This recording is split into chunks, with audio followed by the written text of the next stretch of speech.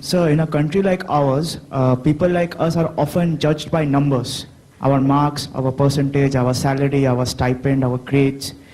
But never we are judged on our values or on our spirituality or our thinking. Like there is no metric to judge it. So do you see a world sometime later that when people will also be valued for their thinking, their thought process, their spirituality? Like you said that when our jobs will be connected to our spirit, we will be able to work better. Do you see?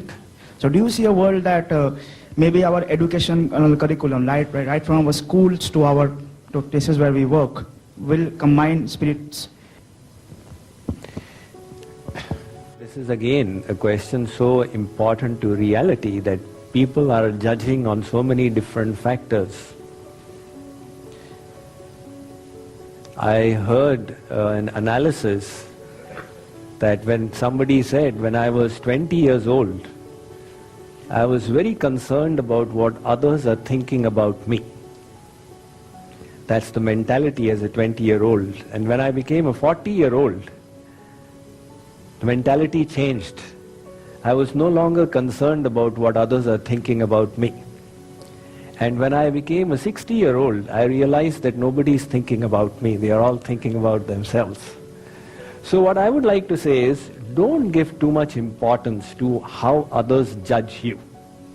If you go by their judgment of you, that is not beneficial for your own growth. There were two derelicts sitting in the park, two beggars. One asked the other, how did you get in this condition? He said, I never listened to anybody. He said, how did you get into this condition? I listened to everybody. Either way, never mind what the world says. You have to follow what you believe is the truth, right? So rather than try and be called good, instead of utilizing your energy, wasting it there, utilize your energy to become good. And slowly, people will realize. Sometimes it may be necessary. I mean, you do need to inform your boss about what you have done because your promotion depends upon it. So you have to have a fine balance, right? So sometimes you have to do your own advertising, but only in a limited extent.